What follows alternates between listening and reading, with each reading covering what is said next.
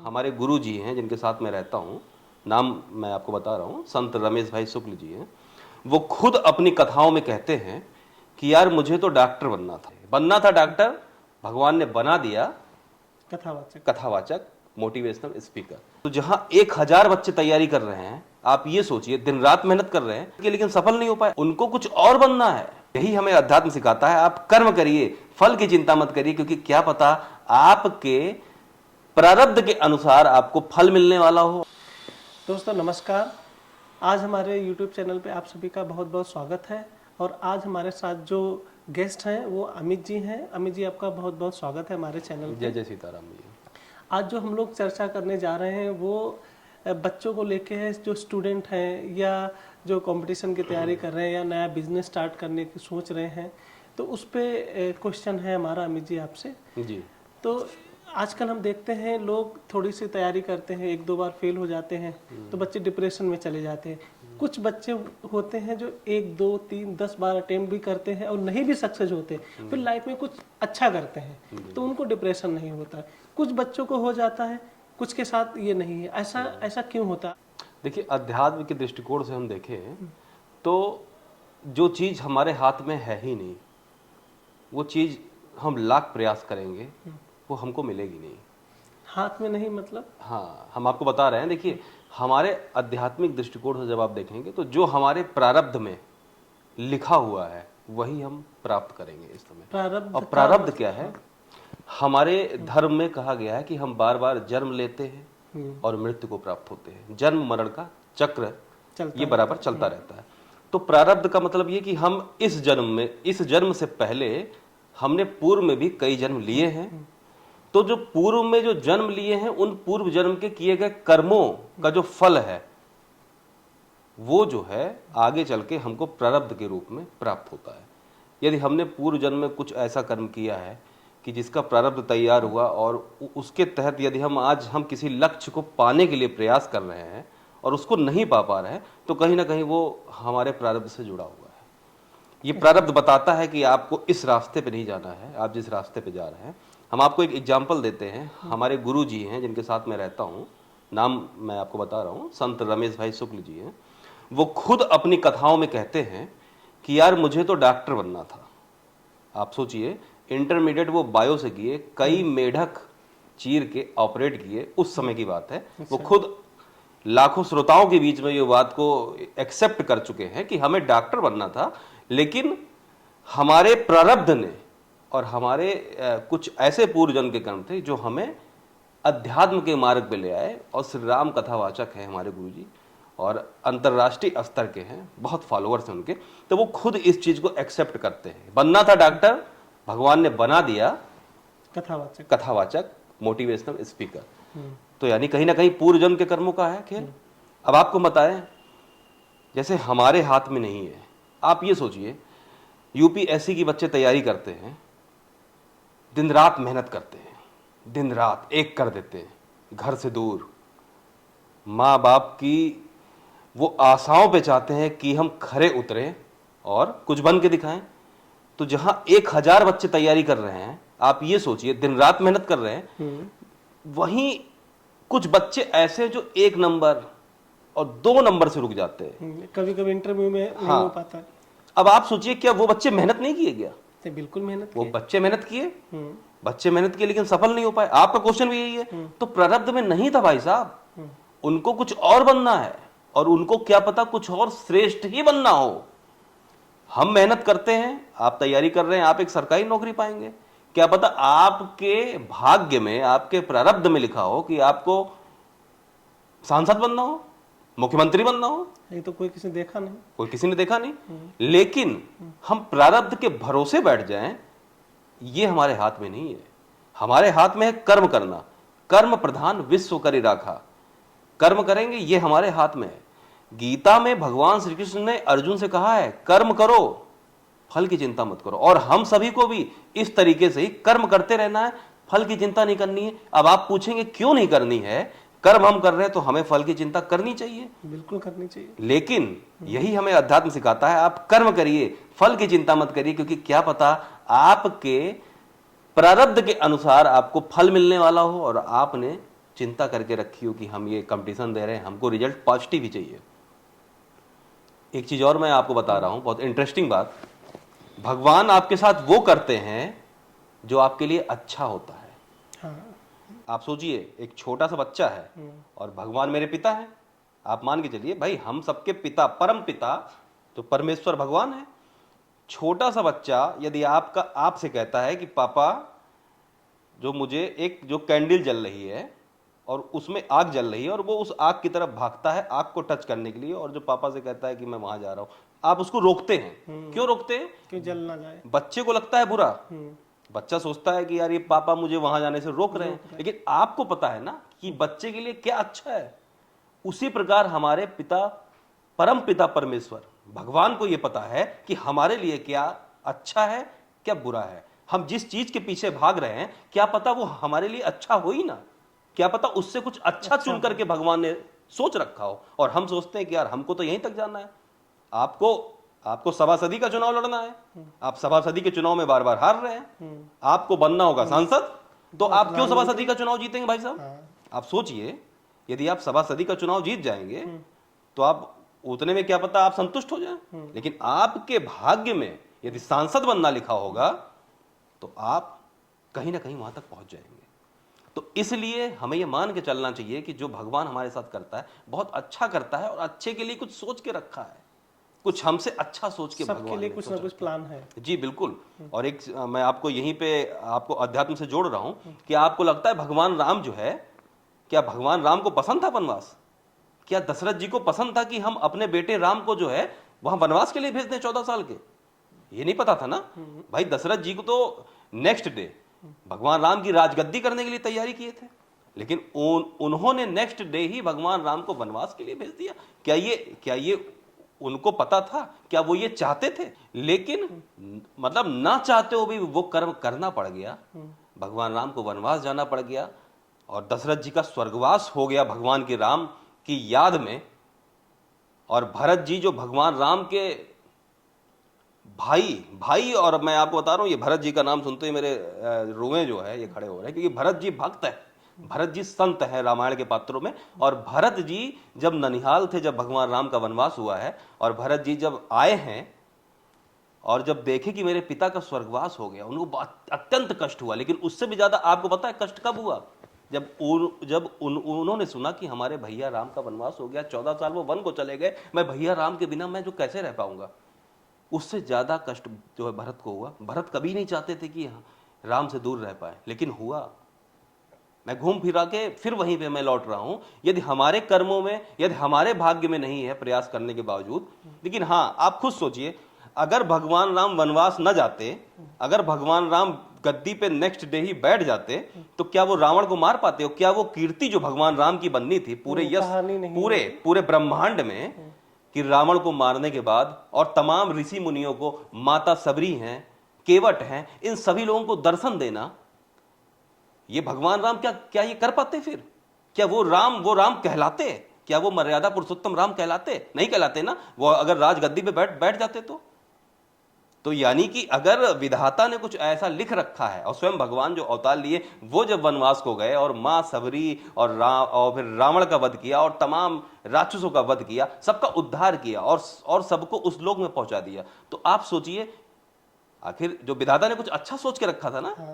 हाँ, भरत जी की महिमा आप जो कैसे बड़ी है। यदि राम राजगद्दी पे बैठ जाते तो भरत जी जो है, वो भरत जी ने त्याग दिखाया है, और वो त्याग दिखाने का मौका भगवान ने दिया है, उस विधाता ने दिया है। यदि राम राजगद्दी पे बैठ जाते तो भरत जी उनके साथ में अपना राज्य चलाते। तो त्याग की वो परिभाषा कहां प्रकट होती भाई साहब?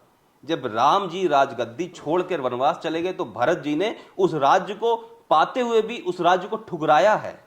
उस राज्य को ठुकराने के बाद उस राज्य को चलाया भी है, लेकिन दूर से भगवान राम के चरण पादुका लेकर के उस राज्य को चलाया, और स्वयं त्याग की मूर्ति बनकर के राम जी, आपको पता है राम जी जमीन पे सोते थे, तो भरत जी का क्या कहना था? त्याग देखिए आप, 14 वर्ष भगवान राम की याद में भरत जी ने जो त्याग किया है। भगवान राम यदि वनवास के दौरान धरती पे सोते थे तो भरत जी कहते थे मैं उनका सेवक हूं, मैं उनका भक्त हूं, मैं उनकी बराबरी में मैं नहीं सो सकता।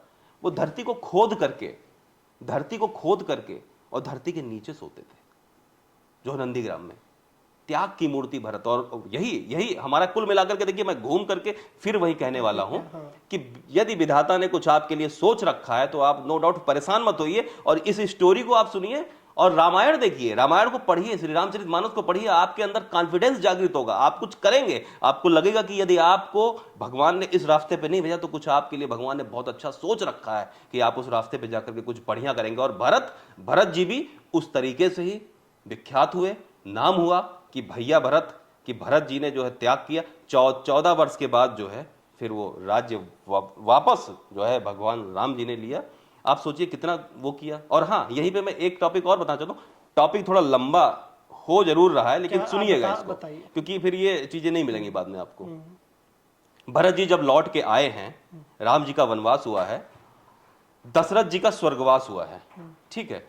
उसके बाद जब भरत जी अपने अयोध्या नगरी पहुंचे हैं, पहुंचने के बाद इतने व्याकुल और इतने दुखी थे भरत जी कि उनको फिर जब दशरथ जी की अंतिम संस्कार के बाद 13 दिन तक सूतक लगने का जो विधान है, वो आप सोचिए, भरत जी जो है 13 दिन, आप सोचिए आज की डेट में जो है लड़का नहीं करता है ऐसा। आज की डेट में ये हमारे संस्कार लुप्त होते चले जा रहे हैं। पिता के स्वर्गवास के 13 दिन तक उन्होंने सूतक काल मनाया और 13 दिन के बाद एक बड़ी सी सभा लगी है पूरे अयोध्या नगरी में। और उस सभा के बाद उस सभा के में एक मंच बनाया गया है और उस मंच में भरत जी बैठे हुए हैं और गुरु वशिष्ठ बैठे हुए हैं और माताएं बैठी हुई हैं। गुरु वशिष्ठ भरत जी को जब व्याकुल देख रहे हैं तो ये कह रहे हैं, इस चौपाई के माध्यम से मैं आपको समझाने का प्रयास कर रहा हूं। सुनहु भरत भावी प्रबल, बिलख कहो मुनिनाथ, हानि लाभ जीवन मरण, यस अपयस विधिहात, यस अपयस विधिहात। भगवान के भैया भरत को गुरुदेव वशिष्ठ समझा रहे हैं, देखिए अगर आप सफल नहीं हो रहे हैं, 1-2 नंबर से रुक रहे हैं, तो देखिए यहां सफल भरत जी भी नहीं हुए। भरत जी कितने दुखी हैं। क्या भरत जी चाहते हैं भैया राम का वनवास हो, क्या हमारे पिता को स्वर्गवास हो? लेकिन भरत जी भी डिप्रेशन में है इस समय, भरत जी भी डिप्रेशन में है और इस समय वो स्टूडेंट भी डिप्रेशन में है जिसको सफलता नहीं मिली है। वो यहां से सीख ग्रहण करे। भरत जी को फिर गुरु वशिष्ठ समझा रहे हैं, सुनो भरत भावी प्रबल, भरत भावी प्रबल है, पिलक के हो मुनिनाथ। भाई गुरु वशिष्ठ समझा रहे हैं कि भावी ही प्रबल है।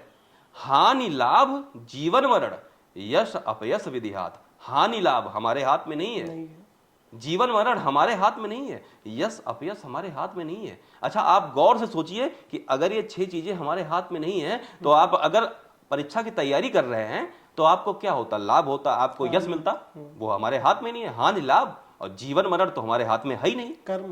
कर्म है, लेकिन कर्म है। अगर आप इन 6 चीजों को सोच करके सोच रहे हैं कि ये हमारे हाथ में कुछ नहीं है, तो हम चुपचाप हाथ पे हाथ रख के बैठ जाते हैं, तो आप बहुत गलत कर रहे हैं। आपको हाथ पे हाथ रख के बैठना नहीं है। आपको, हमारे हाथ में है कर्म प्रधान विश्व करी राखा, हमारे हाथ में है कर्म करना। यदि हम कर्म कर रहे हैं, हाँ, तो बाकी फिर ईश्वर की मर्जी।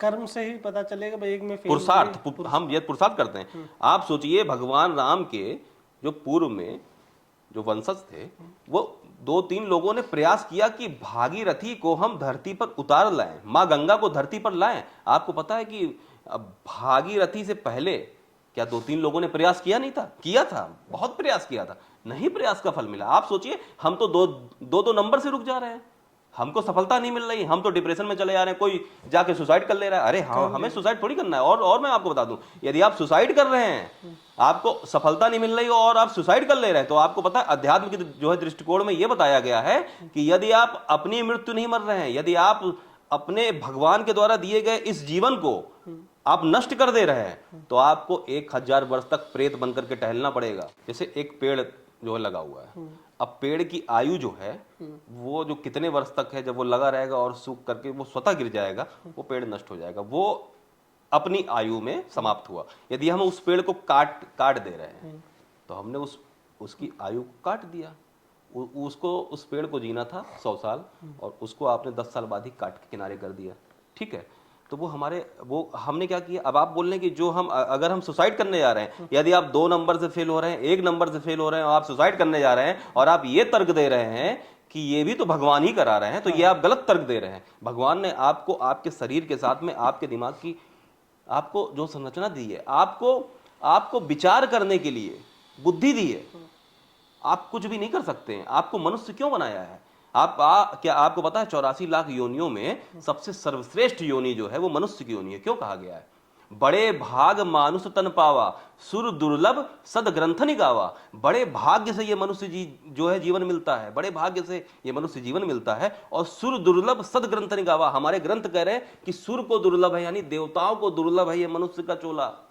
आप इस मनुष्य के चोले को नष्ट कर देंगे आप यूं ही। तो मैं ये सिद्ध कर रहा हूं कि 84 लाख योनियों में सबसे यदि सर्वश्रेष्ठ कोई है तो वो योनि मनुष्य की है। मनुष्य की योनि के साथ साथ क्यों है? क्योंकि वो इस मनुष्य के योनि के द्वारा ही वो मोक्ष की प्राप्ति कर सकता है, भगवान की प्राप्ति कर सकता है। कोई और अगर आप चोले में पहुंच गए तो आप भगवान को प्राप्त नहीं कर पाएंगे। आपको मनुष्य के चोले में ही भगवान को प्राप्ति करनी होगी, और आप कर सकते। क्यों? क्योंकि मनुष्य के पास दिमाग है।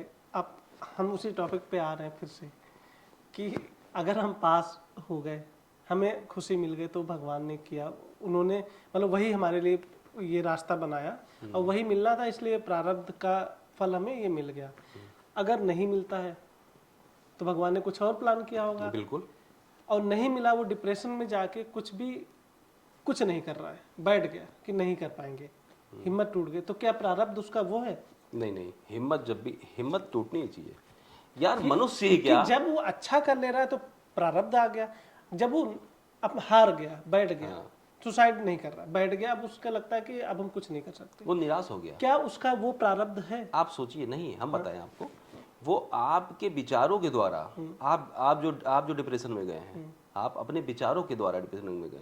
वो हम अपने ही विचारों के द्वारा, यदि हम सोचते हैं कि हमको ये चीज मिल जाए, हम अपने ही कारण दुखी होते हैं। हाँ। दुख और सुख ये जो है, इनके कारण हम खुद हैं। हम बताएं आपको, यदि आपने रॉयल इनफील्ड की बाइक ले ली, आपका मन करता है कि रॉयल इनफील्ड की बाइक में परचेज कर लूं तो मुझे बहुत खुशी होगी, ठीक। अब मैं फिर आपको बता रहा हूं, मैं सारी चीजें अध्यात्म से जोड़ के बताऊंगा। आपने चीज को खरीद लिया, आपको सुख की अनुभूति हो रही है, लेकिन कितने दिन होगी? 6 महीना, साल भर, 2 साल, सुख आपका समाप्त, ठीक। नया चाहिए। मतलब ये सब विचारों के थ्रू हो रहा है। आपके विचार थे, आपको मिल गया तो सुख का अनुभव हुआ। यदि आपको वो गाड़ी नहीं मिलती तो आपको दुख का जो है वो आपका वो होता अनुभव। तो आपने सोचा कि हमारी खुशी इस जगह है, तो उसको पा लिया तो आपको सुख हुआ, वो नहीं मिली तो आपको दुख हो गया, ठीक, सही है। अब मैं आपको बताऊं, जो आध्यात्मिक दृष्टिकोण से कथाओं में बताया गया है, ये संसार दुखालय है, दुखालय। जैसे औषधालय में आपको दवा मिलती है, ठीक है, वैसे दुखालय में ये संसार दुखालय रूपी है। तो दुखालय जो है, तो इस संसार में सब कुछ दुख है। अनुभव, अब मैं आपको ये जो चौपाई के थ्रू आपको जो है मतलब प्रमाणित कर रहा हूं, भगवान शंकर जो है माता पार्वती से क्या कह रहे हैं, अब इस चौपाई के माध्यम से आप सब भी सुनिएगा कि हम अपने सुख और दुख के कारण क्यों हैं। भगवान शंकर माता पार्वती से इस चौपाई के द्वारा ये कह रहे हैं, उमा कहूं मैं अनुभव अपना, सत हरि भजन जगत सब सपना। उमा कहूं मैं अनुभव अपना। भगवान शंकर माता पार्वती से ये कह रहे हैं कि हमारा जो अनुभव है वो ये है, सत हरि भजन जगत सब सपना। केवल सत्य इस पूरे ब्रह्मांड में है तो भगवान का भजन है, राम जी का भजन है, बाकी सब सपना है। अब ये भगवान भोलेनाथ बता रहे हैं भाई कि सत हरि भजन जगत सब सपना। अब हम सपने के पीछे भाग रहे हैं। अच्छा, आप एक बात बताइए, जब आप सोते हैं, ये फील करिएगा, आप सब भी फील करिएगा, जब आप लोग सोते हैं, सोते समय जब आप कोई सपना देखते हैं, ठीक है, वहां से कनेक्ट कर रहा हूं मैं, सोते समय जब आप सपना देख रहे हैं तो सपने में आपको लगा कि आप किसी जंगल में टहल रहे हैं, रात का टाइम है, शेर की कहीं आवाज सुनाई पड़ रही है, आपको भय हो रहा है, आपको सपने में भय हो रहा है, लेकिन आप महसूस भी कर रहे हैं भय में, आप भय महसूस भी कर रहे हैं, आप भय महसूस भी करते हैं सपने में, स्वप्न में, कि शेर कहीं ना आ जाए, कहीं मुझे मार के ना खा जाए, आप महसूस भी कर रहे हैं।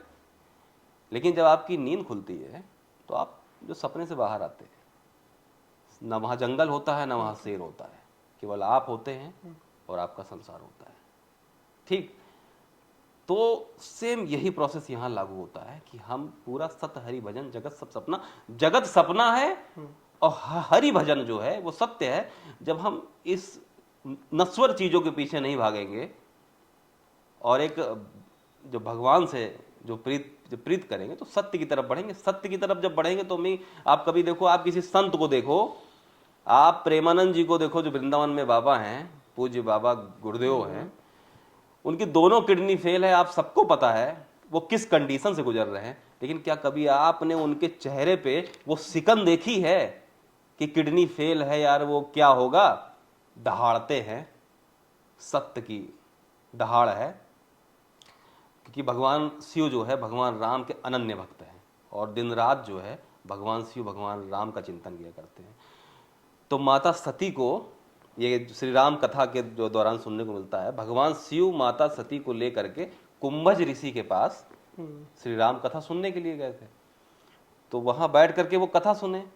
तो कुंभज ऋषि जो है जब कथा समाप्त हुई तो वहां से जब लौटने लगे जो भगवान शिव और माता सती, हम आपको संक्षेप में बताएंगे, वैसे कथा बहुत लंबी है। तो जब शिव और भगवान शिव और सती माता जब लौट रहे थे तो उस समय जो है त्रेता युग का समय था, ये कथा उस समय की। और भगवान राम जो है वन में माता सीता को ढूंढ रहे थे। उस समय माँ जो है सीता का वो हुआ था हरण, और भगवान राम जो है वृक्षों से और पत्तियों से पूछते हुए जा रहे थे कि कहाँ है माँ सीता, कहाँ है सीता। तो भगवान शिव ने देखा कि भगवान राम तो लीला कर रहे हैं, तो लीला में पहुंच करके हम विघ्न क्यों डालें। तो इसलिए दूर से ही उनको कहा सच्चिदानंद भगवान की जय हो।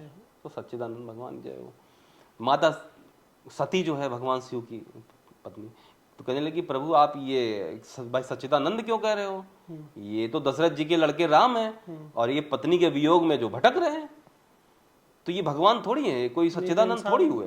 तो भगवान शिव ने बहुत समझाया, नहीं जो है सती जी ये अपने सच्चिदानंद है, इनको प्रणाम करिए आप।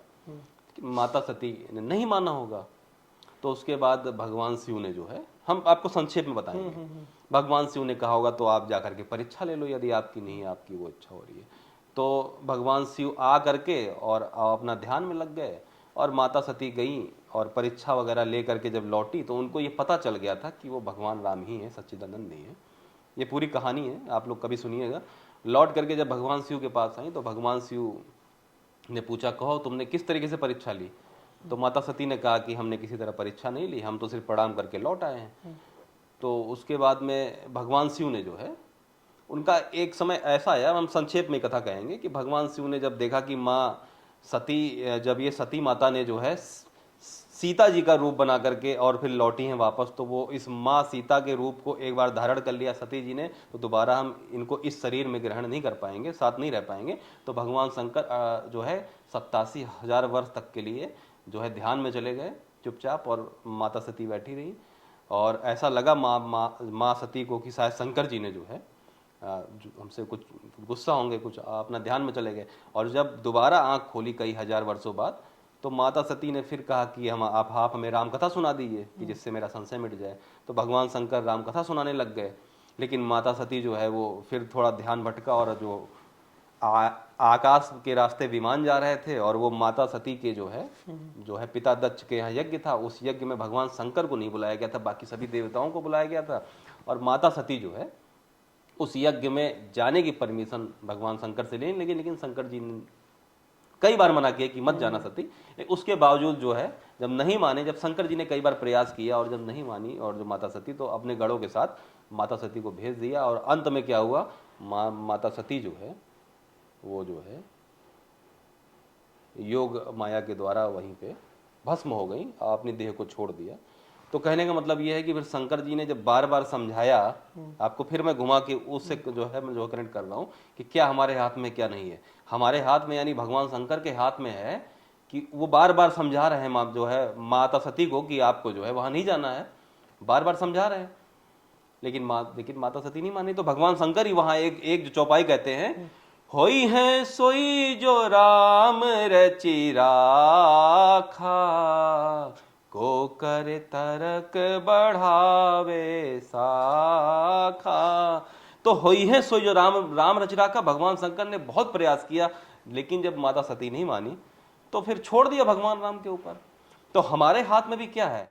आपके हिसाब से भाई कर्म करते रहिए, फल की आशा ना करें। कुछ न कुछ प्रारब्ध में है आपके, जो आपको अच्छा ही बेहतर ही मिलेगा। यदि आप यूपीएससी की तैयारी कर रहे हैं, नीट की कर रहे हैं, क्लैट की आप जो तैयारी कर रहे हैं, पूरी लगन के साथ करिए और पूरा दीजिए, आप 100% दीजिए।